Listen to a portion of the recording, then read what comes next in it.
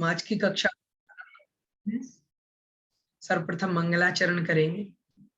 ओम नमः सिद्धेभ्यः, ओम नमः सिद्धेभ्यः, ओम नमः सिद्धेभ्यः। नमो अरिहन्ताणं, नमो सिद्धाणं, नमो आयर्याणं, नमो अज्जायाणं, नमो लोए सौसाहूणम्। मोक्षमार्गस्य नेतारं वेत्तारं कर्मभूभृतां ज्ञातारं विश्वतत्त्वानां वन्दे तद्गुणलब्धये। बोले पंच परमेष्ठि भगवान की जय। द्वादशांगमयी जिनवाणी माता की जय। आचार्य भगवंत उमा स्वामी जी महाराज की जय। संत श्रोमणी आचार्य भगवंत श्री 108 विद्यासागर जी महाराज की जय। जगत पूज्य मुनि पुंगव श्री 108 सुधा सागर जी महाराज की जय। अड़ाई द्वीप संबंधी समस्त मुनि राजों की जय। अहिंसामयी जैन धर्म की जय। स्वाध्याय की इस श्रृंखला में हम सभी लोग जो स्वाध्याय कर रहे हैं, इसी कड़ी में कल हमने तत्वार्थ सूत्र जी ग्रंथराज के पहले अध्याय का स्वाध्याय संपूर्ण किया था। और पहले अध्याय में बहुत कुछ नई नई चीजें, नया नया जो तत्व है वह हमें जानने को मिला और समझ में आया कि किस प्रकार से हम अनेकों पदार्थों को जान सकते हैं। सम्यक दर्शन के भेद कितने हैं, सम्यक ज्ञान के भेद कितने हैं, प्रमाण और नय के बारे में हमने इस अध्याय में समझा। अब हम आज से प्रारंभ करने वाले हैं दूसरा अध्याय, द्वितीय अध्याय प्रारंभ करने जा रहे हैं। और ये जो दूसरा अध्याय है, इस दूसरे अध्याय में जीव तत्व के विषय में बहुत गहनता से, बहुत अच्छे प्रकार से बताया गया है। जीव तत्व के भेद कितने हैं, कितने प्रकार के जीव होते हैं, कौन कौन सी उनकी फिर गतियां होती हैं, सारा भेद यहाँ पर इस अध्याय में, दूसरे अध्याय में बताया है। कौन कौन से भाव होते हैं, सारे कर्मों के जितने भी भाव हैं वो सारे यहाँ पर इन्होंने बताए हैं। औपशमिक, क्षयोपशमिक, क्षायिक, इस प्रकार के जो भाव होते हैं वो भाव किस में पाए जाते हैं, सारे द्रव्यों में। फिर वो बताते हैं कि इन सारे द्रव्यों में जीव के कौन कौन से भाव हैं, वो सारी चर्चा इस दूसरे अध्याय में हमें पढ़ने को मिलेगी। तो आइए हम लोग सीधा पुस्तक देखते हैं। यहाँ पर स्क्रीन शेयर करके मैं यहाँ आपको दिखाता हूँ। स्क्रीन आप लोगों को दिख रही होगी। ये देखिए, द्वितीय अध्याय आज हम प्रारंभ करने जा रहे हैं। देखिए, तो सबसे पहला जो द्वितीय अध्याय का पहला सूत्र है, सूत्र का उच्चारण हम लोग पहले करेंगे। और इसमें बताया है जीव के कौन कौन से भाव होते हैं और जो असाधारण भाव हैं उन्हीं के बारे में यहाँ पर बताया गया है। सबसे पहले उच्चारण करेंगे। पहले हमें तोड़ तोड़ करके उच्चारण करना है। ये जो हाइफन है यहाँ पर, डैश डैश जो बने हुए हैं, उनकी मदद से हम तोड़ तोड़ करके उच्चारण कर सकते हैं। जैसे औप, फिर उसके बाद शमिक, फिर उसके बाद क्षायिकौ, उसके बाद भावौ, फिर उसके बाद मिश्रश्च, उसके बाद जीवस्य, फिर स्वतत्व, उसके बाद मौदयिक, और उसके बाद पारिणामिकौ, और उसके बाद फिर चा। इस प्रकार से हम इस बड़े सूत्र को भी छोटे छोटे हिस्सों में बांट करके उच्चारण करेंगे और ऐसा करके हमारा उच्चारण काफी ठीक हो जाएगा। तो कहते हैं औपशमिक क्षायिकौ भावौ मिश्रश्च जीवस्य स्वतत्व मौदयिक पारिणामिकौ च।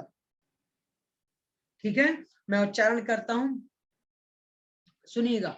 औपशमिक क्षायिकौ भावौ मिश्रश्च जीवस्य स्वतत्व मौदयिक पारिणामिकौ च। औपशमिक क्षायिकौ भावौ मिश्रश्च जीवस्य स्वतत्व मौदयिक पारिणामिकौ च। ठीक है, इस प्रकार से हमें यहाँ पर उच्चारण करना है।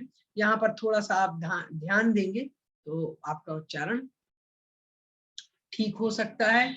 यहाँ औपशमिक क्षायिकौ जो है ना, ये इसको आप औपशमिक क्षायिकौ इस प्रकार से इसको पढ़ेंगे तो काफी उच्चारण ठीक रहेगा आपका। यहाँ इनको जोड़ देना है, औपशमिक क्षायिकौ।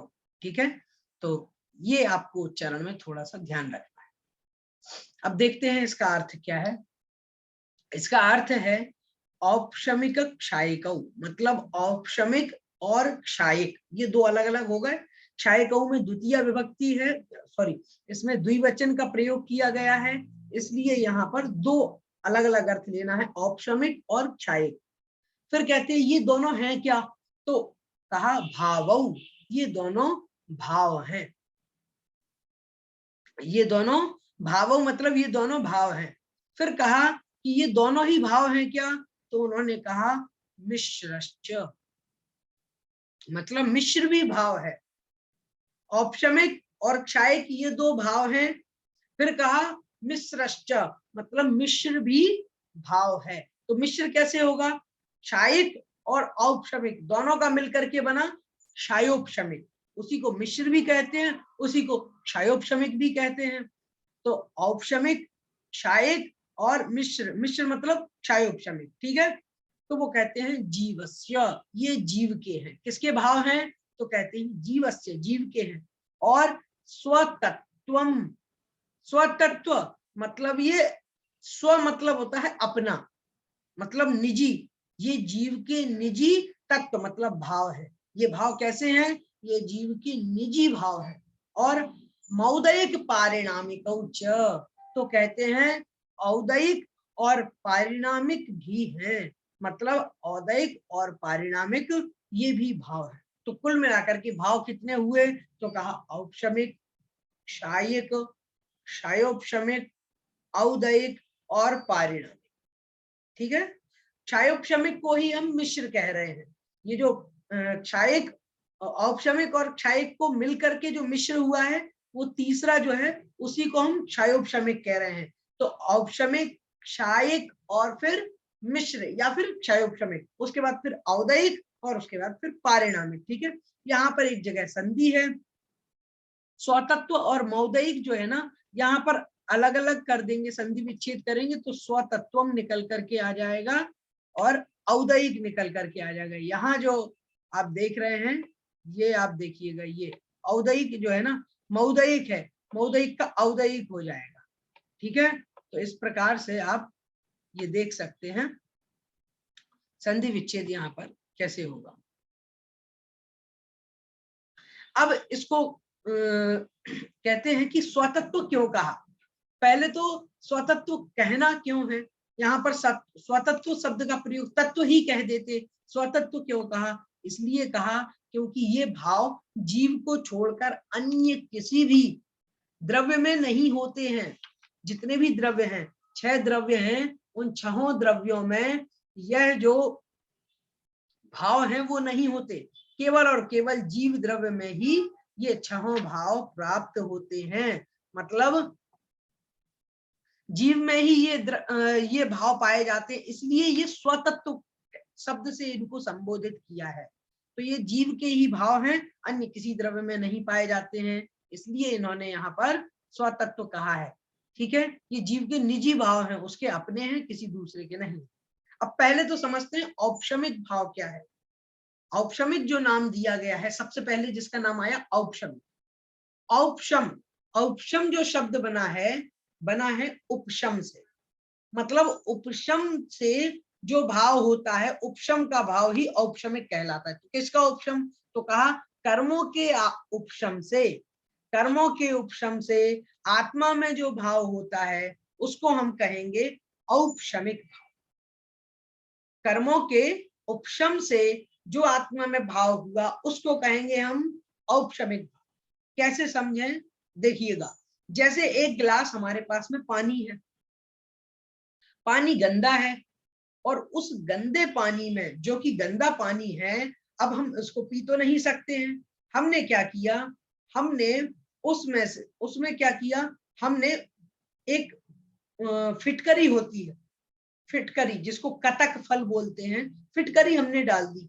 अब फिटकरी से क्या हुआ कि पानी की जो गंदगी थी ना, वो गंदगी धीरे धीरे धीरे धीरे नीचे नीचे जम करके बैठ गई।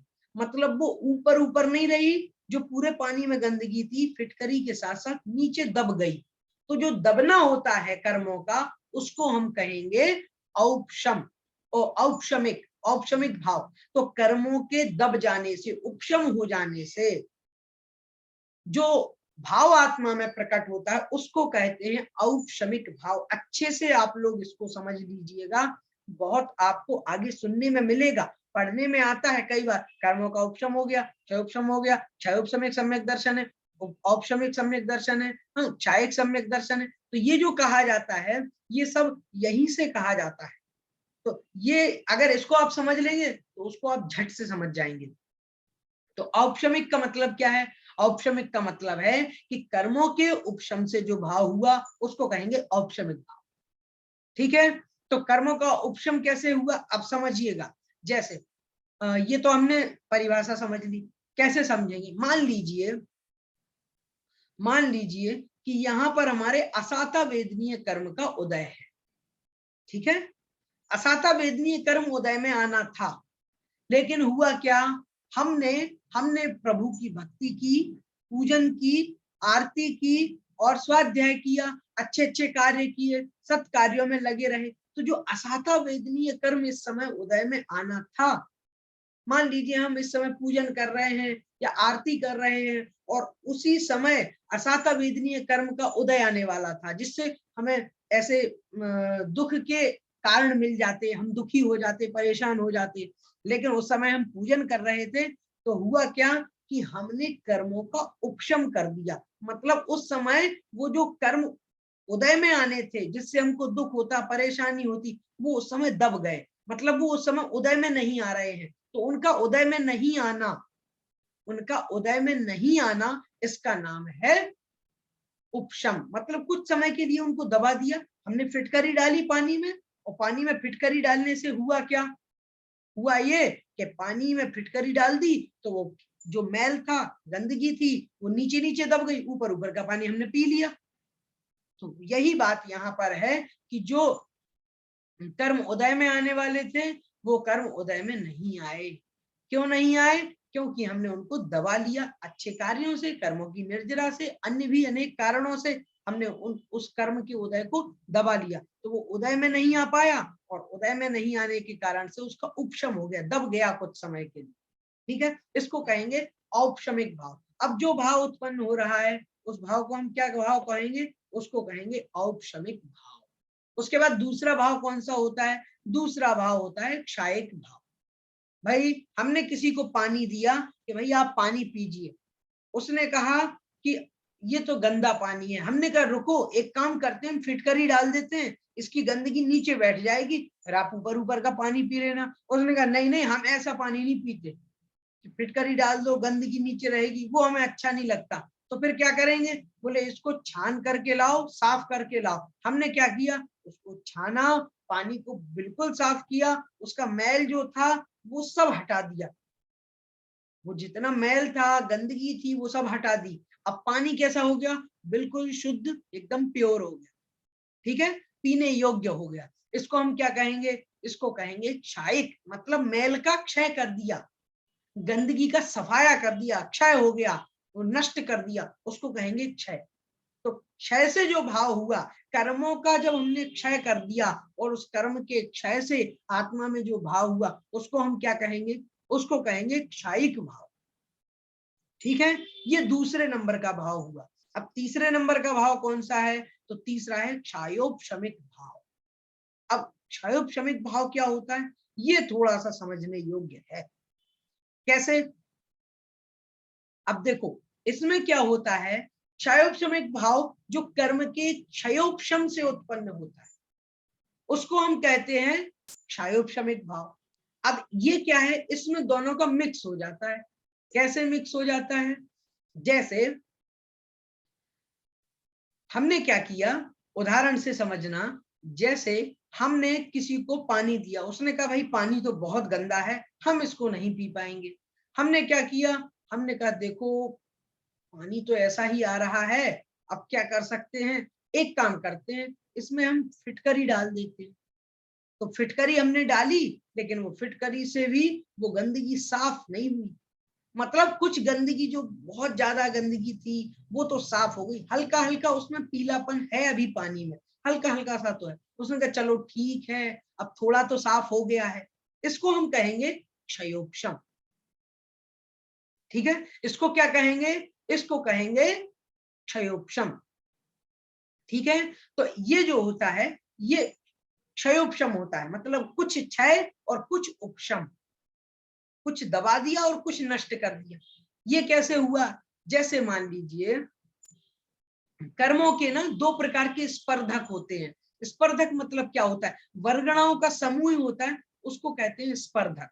ठीक है, तो स्पर्धक होते हैं दो प्रकार के, एक होते हैं सर्वघाती और दूसरे होते हैं देशघाती। ठीक है, तो सर्वघाती जो स्पर्धक होते हैं वो क्या करते हैं, वो पूरे गुण को ही ढक लेते हैं, प्रकट ही नहीं होने देते। देशघाती जो होते हैं वो क्या करते हैं, वो थोड़ा थोड़ा प्रकट होने देते हैं। ठीक है, तो अब यहाँ पर समझना कि होता क्या, दो प्रकार के स्पर्धक है, सर्वघाती और देशघाती।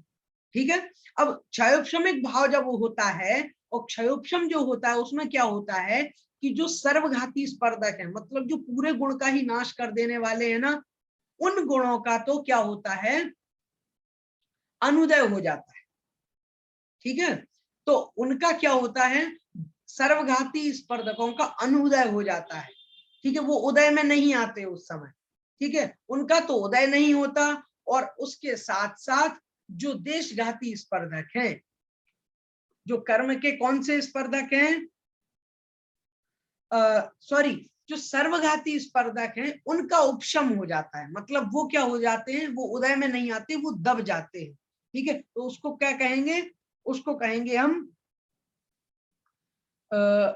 उपशम कहेंगे। ठीक है, तो वो सत्ता में रह जाते हैं, और वह जो उनका उपशम होता है उसको हम, जब देशघाती स्पर्धक तो उदय में आते हैं और सर्वघाती उदय में नहीं आते, मतलब कुछ कुछ तो हमें गुण प्रकट होता है, लेकिन पूरा गुण जो होता है ना पूरा प्रकट नहीं हो पाता, थोड़ा बहुत प्रकट हो पाता है। देशघाती स्पर्धकों का उदय रहता है और सर्वघाती स्पर्धकों का यहाँ पर उपशम हो जाता है। तो इसको हम क्या कहेंगे, इसको कहेंगे क्षयोपशमिक भाव। ठीक है, एक बार फिर से आपको बता दे रहा हूं, इसमें होता यह है कि गुण का अंश प्रकट हो जाता, पूरा गुण प्रकट नहीं होता, थोड़ा सा। हमने पानी लिया और पानी थोड़ा सा ही साफ हुआ, पूरा साफ नहीं हो पाया, पूरी गंदगी थी उसकी, वो हमने क्या किया, हमने पूरी गंदगी साफ नहीं कर पाए, पूरी गंदगी नीचे नहीं बैठी, थोड़ी सी गंदगी रह गई, तो उसको हम कहेंगे गुण का अंश प्रकट हुआ, थोड़ी सी शुद्धता आई है। उसी प्रकार से क्षयोपशमिक भाव में क्या होता है, क्षयोपशमिक भाव में होता यह है कि क्षयोपशमिक भाव में गुण का अंश मात्र प्रकट हो पाता है, देशघाती स्पर्धकों का उदय बना रहता है, और सर्वघाती स्पर्धक जो होते हैं उनका क्या होता है, उन सर्वघाती स्पर्धकों का अनुदय रहता है। तो ये हुआ क्षयोपशमिक भाव। अब उसके बाद में ये तीन भाव हमें समझ में आ गए, उसके बाद में वो कहते हैं फिर होता है औदयिक भाव। औदयिक भाव क्या होता है, औदयिक भाव जो होता है वो कर्मों के उदय से होता है, कर्मों का उदय है तो इसको हम क्या कहेंगे, औदयिक भाव। कोई कार्य हो रहा है तो वो कर्मों के उदय से यदि हो रहा है तो हम उसको क्या कहेंगे, उसको हम मानेंगे औदयिक भाव मानेंगे। उसके बाद फिर पांचवें नंबर का जो भाव है उसको हम क्या कहेंगे, उसको हम कहेंगे पारिणामिक भाव। और पारिणामिक भाव मतलब क्या होता है कि कर्मों के उपशम से, क्षय से, क्षयोपशम से और उदय के बिना, इन सब के बिना आत्मा में जो भाव बना है, मतलब उसमें कोई कर्म निमित्त नहीं है, ना उसका उपशम निमित्त है, ना उसका क्षय है, ना क्षयोपशम है, ना उदय है, किसी से भी नहीं हो रहा, ना कर्मों के उदय से वो भाव हो रहा है, ना क्षय से हो रहा है, ना क्षयोपशम से हो रहा है। हाँ, और ऐसा जो भाव हो रहा है उस भाव को हम कहेंगे, क्या कहेंगे, उसको कहेंगे पारिणामिक। ठीक है, तो ये जो है यहाँ पर हमें बताया है। उपशम की परिभाषा भी यहाँ पर दी हुई है। उन्होंने कहा है कि उपशम मतलब कि जैसे हमने निर्मली मतलब फिटकरी डाल दी और पानी एक का जो मैल था वो एक तरफ बैठ गया, मतलब कर्म की शक्ति प्रकट नहीं हो पाई, उदय में नहीं आ पाई, उसको कहेंगे उपशम। क्षय क्या कहेंगे? कर्म का समूल विनाश, नष्ट कर देना, वो हो गया। मल को हमने निकाल दिया, गंदगी निकाल दी, छान दिया पानी को, तो वो साफ हो गया। ठीक है, उसको कहेंगे क्षय। क्षयोपशम मतलब कि कुछ मैल तो निकल गया और कुछ मैल उसमें बना रहा, उसको हम क्या कहेंगे? उसको कहेंगे क्षयोपशम।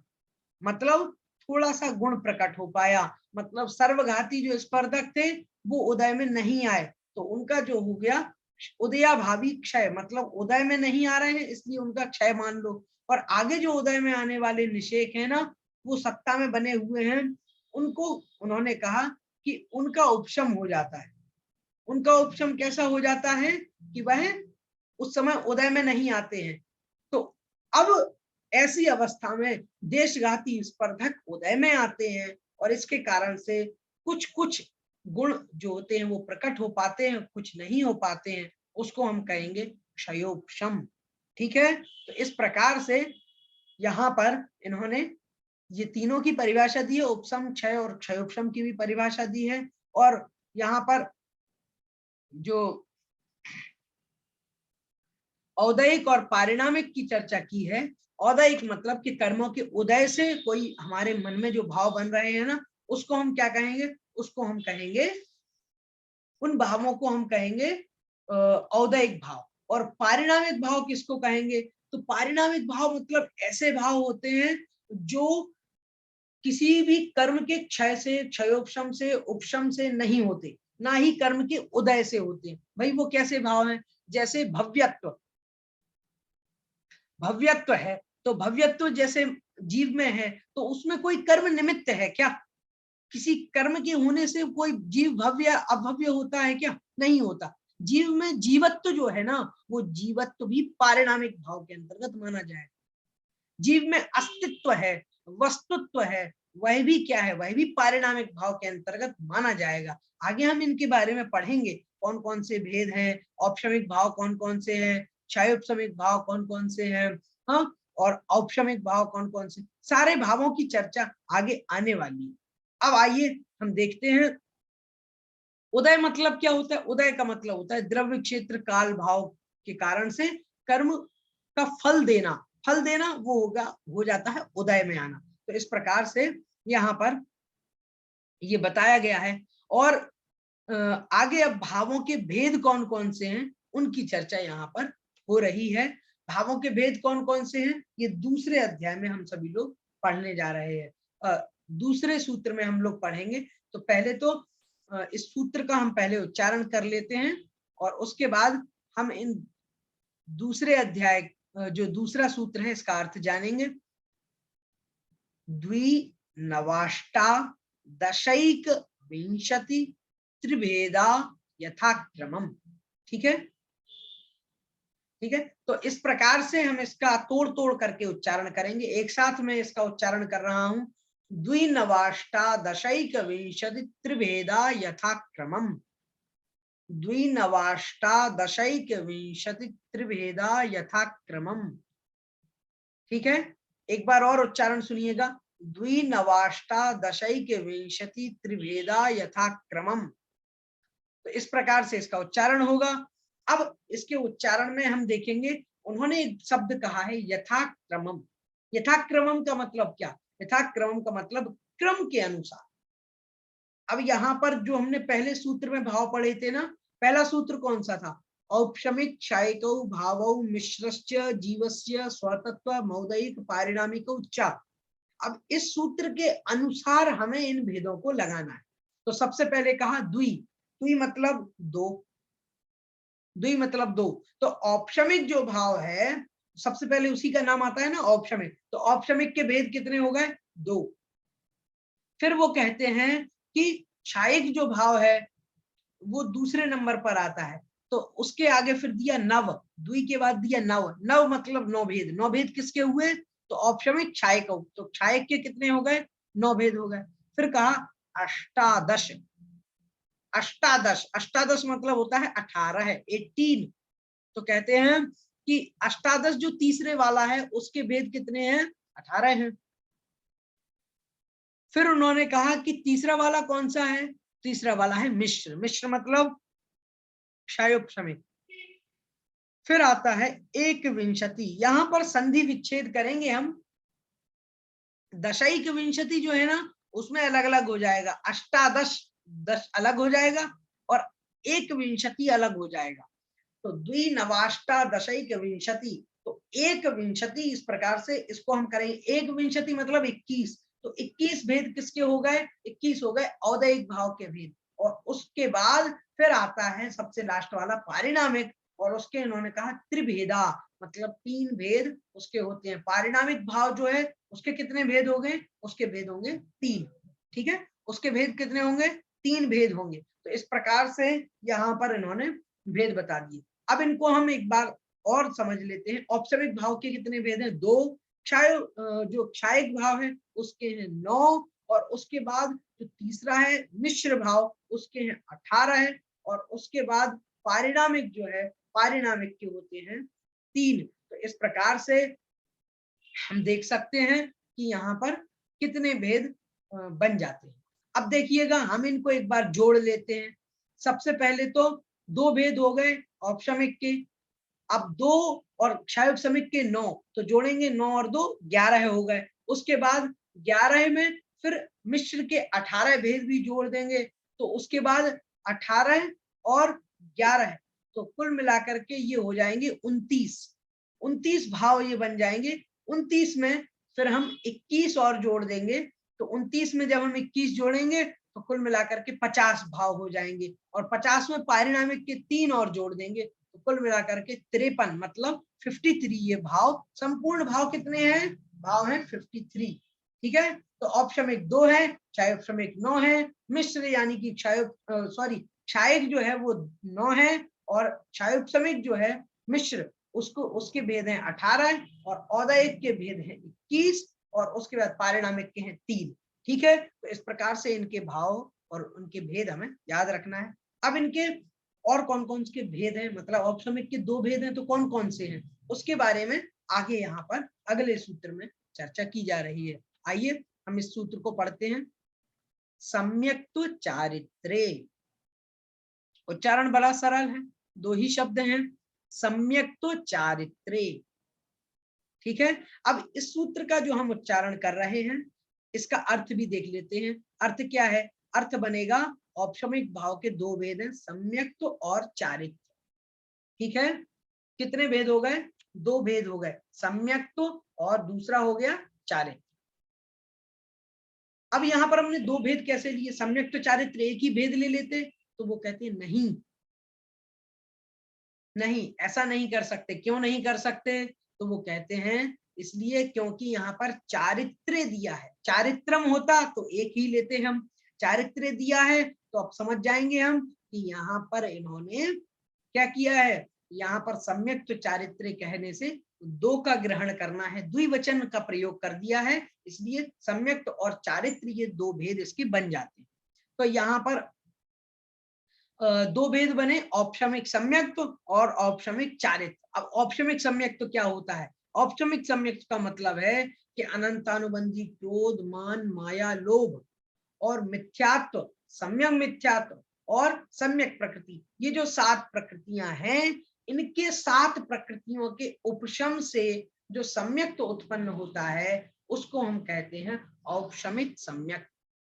ठीक है, अब ये तो हो गया, ये कुल 7 प्रकृतियां हो गई। ठीक है, अब इन 7 प्रकृतियों के साथ में और 21 प्रकृतियां होती हैं। कुल मोहिनीय कर्म की 28 प्रकृतियां होती हैं। आगे वो हम आगे पढ़ने वाले हैं, सारे जो प्रकरण है कर्म, कर्म की प्रकृतियां कितनी कितनी है, वो सब कुछ हम आगे पढ़ने वाले हैं। दर्शन मोहिनीय, फिर उसके बाद चारित्र मोहिनीय, इस प्रकार से 2 भेद हो जाते हैं इन मोहिनीय कर्म के। तो यहाँ पर सम्यक्त और चारित्र जो होता है वो मोहिनीय कर्म के उपशम और क्षय से ही होता है। ठीक है, तो मोहिनीय कर्म की कुल 28 प्रकृतियों का यदि क्षय हो जाएगा, हम उसको क्या कहेंगे? हम उसको कहेंगे क्षायिक। और औपशमिक में उन्होंने कहा कि औपशमिक क्या होता है? औपशमिक का मतलब होता है कि उपशम से, मतलब कर्म प्रकृतियों का जब उपशम होगा, इन 7 प्रकृतियों का उपशम होगा, उसको कहेंगे उपशम सम्यक्त या औपशमिक सम्यक्त। और औपशमिक चारित्र किसे कहेंगे? तो उन्होंने कहा कि मोहिनीय कर्म की शेष जो 21 प्रकृतियां हैं, उनके उपशम से जो चारित्र उत्पन्न होता है उसको कहेंगे औपशमिक चारित्र। मतलब कि जो औपशमिक सम्यक्त है और औपशमिक चारित्र है, ये दो इनकी परिभाषा यहाँ पर बतलाई गई है। थोड़ा सा यहाँ पर आप लोगों को कंफ्यूजन हो सकता है कि यहाँ पर ये इन्होंने 21 प्रकृतियां और 7 प्रकृतियां क्यों ली, क्योंकि जबकि मोहिनीय कर्म के 2 भेद हैं। 2 भेद कौन कौन से हैं? मोहिनीय कर्म के 2 भेद हैं, दर्शन मोहिनी और चारित्र मोहिनी। तो चारित्र मोहिनी जो है उसके तो 25 भेद हैं, उसके भेद हैं 25, और दर्शन मोहिनी के भेद हैं 3। दर्शन मोहिनी के भेद हैं 3, मिथ्यात्व, सम्यक मिथ्यात्व और सम्यक प्रकृति। और चारित्र मोहिनी के भेद कितने हैं? 25 हैं। तो यहाँ पर औपशमिक चारित्र में यहाँ पर इनको 25 प्रकृतियों को लेना चाहिए था, लेकिन इसलिए नहीं लिया क्योंकि 4 जो अनंतानुबंधी क्रोध मान माया लोभ है ना, ये कैसी प्रकृति है? ये क्या करती है? ये सम्य जो मिथ्यात्व है, मिथ्यात्व के प्रभाव को अनंत बनाए रखती है। इसलिए इसका सबसे पहले जो है उपशम या घात करना महत्वपूर्ण हो जाता है। ये सम्यक्त्व का घात करती है, चारित्र का घात नहीं करती, ये सम्यक्त्व का घात करती है। इसलिए इसको यहाँ पर सम्यक्त्व में ले लिया कि इसका घात अगर अपन करेंगे इन 4 का, और साथ में 3 जो दर्शन मोहिनी की प्रकृतियां हैं, कौन कौन सी हैं? दर्शन मोहिनी की 3 प्रकृतियां हैं, मिथ्यात्व, सम्यक मिथ्यात्व और सम्यक प्रकृति। और इन 7 का यदि आप उपशम कर देंगे तो औपशमिक सम्यक्त हो जाएगा। और बाकी की बची जो 21 प्रकृतियां हैं, उन 21 प्रकृतियों का यदि हम उपशम करेंगे तो फिर हमारा औपशमिक चारित्र बन जाएगा। तो इस प्रकार से यहाँ पर औपशमिक सम्यक्त और औपशमिक चारित्र की चर्चा हमने जान ली है। अब आइए देखते हैं कि क्षायिक भाव के 9 भेद कौन कौन से हैं।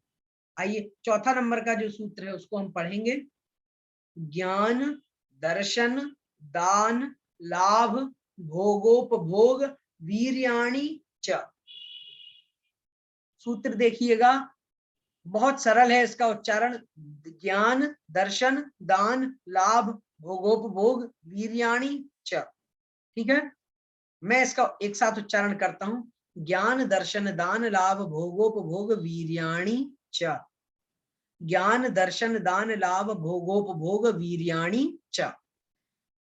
अब इसके इन्होंने चा जो शब्द दिया है ना, चा से हमें ये लेना है कि यहाँ पर पहले सूत्र कहा था सम्यक्त चारित्र, मतलब सम्यक्त और चारित्र को भी इसमें लेना है चा कहने से। मतलब क्षायिक भाव के 9 भेद होते हैं, कौन कौन से?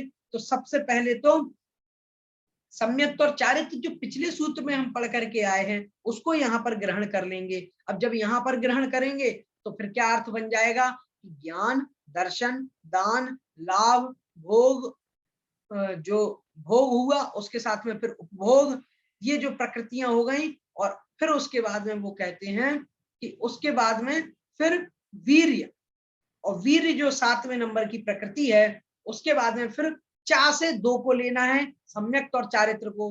तो कुल मिलाकर के सम्यक्त और चारित्र, तो ये 9 प्रकृतियां कैसी हो गई? ये 9 भेद किसके हो गए? क्षायिक के हो गए।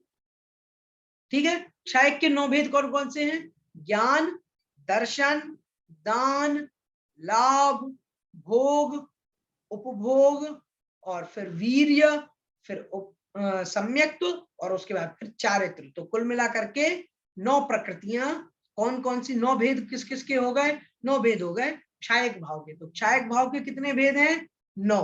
ठीक है, तो 9 भेद हो गए इसके। अब इनको हम देख लेते हैं। इनको 9 लब्धियां भी कहा जाता है। जब कभी नवलब्धि की बात आएगी तो आप ध्यान रखें, नौ लब्धि का मतलब है ये जो छायक भाव है नौ, इनकी चर्चा की जा रही है। तो केवल ज्ञान मतलब जो केवल जो ज्ञानावरण कर्म के क्षय से होता है, और केवल दर्शन मतलब जो दर्शनावरण कर्म के क्षय से होता है। हाँ, इस प्रकार से आप इनको समझ सकते हैं।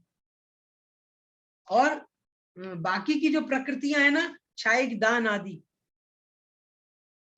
छायक दान आदि प्रकृतियां जो हैं वो अंतराय कर्म के 5 भेद हैं, उन 5 भेदों का क्षय होने से हो जाती हैं। ठीक है, दान, लाभ, भोग, उपभोग और वीर्य। ठीक है, ये पांचों प्रकृतियां उससे होंगी, अंतराय कर्म से। और सम्यक्त और चारित्र जो है, जो क्षायक सम्यक्त और क्षायक चारित्र है, वो दर्शन मोहिनीय और चारित्र मोहिनीय, दो मोहिनीय कर्म के जो भेद हैं, उन मोहिनीय कर्म के क्षय से ही यहाँ पर क्षायक सम्यक्त और क्षायक चारित्र की प्राप्ति होती है। तो इस प्रकार से 9 लब्धियों की चर्चा यहाँ पर की गई है। अब हम आज के इस प्रकरण को यहीं समाप्त करते हैं। ये पीडीएफ में थोड़ा सा मिस्टेक है, पीडीएफ फाइल में ये 13वें नंबर का सूत्र यहाँ पर सीधा आ गया है। हो सकता है कि यहाँ पर कुछ गड़बड़ है, मैं इसको देख करके फिर करेक्ट करता हूँ। यदि होता है तो फिर इसमें कोई दिक्कत होगी तो फिर हम लोग आपको और जो सूत्र हैं बाकी के बचे हुए हैं उनकी फोटो आपको फिर से भेज देंगे, जिससे आपको पढ़ने में दिक्कत नहीं हो। चैट बॉक्स में देख लेते हैं, इन्होंने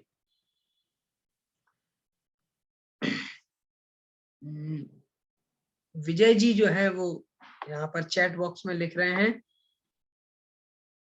वो लिखते हैं भावों का शमन अधिकतम 1 मुहूर्त तक ही हो सकता है। ठीक है, और कर्मों के पूर्ण रूप से क्षय होने को क्षायक कहते हैं, और 4 घातिया कारण का नाश होना। ठीक है, यहाँ पर इन्होंने बताया है जो हम बता रहे थे अभी उपशम और क्षय इत्यादि के बारे में, वही बात यहाँ पर चैट में इन्होंने लिखी है। ठीक है, हमारा समय हो चुका है, हम सीधा जिनवाणी स्तुति करते हैं।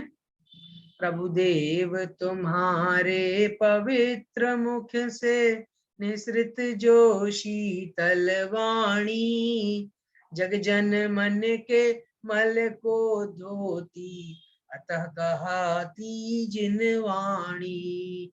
जयवंतो माँ जग में तब तक जब तक सूरज चांद रहे, शीश नवाते कर्म हरो माँ, अब तक हम विषयांध रहे, अब हम विषयांध रहे। द्वादशांगमयी जिनवाणी माता की जय। नौबार नमो कारंत।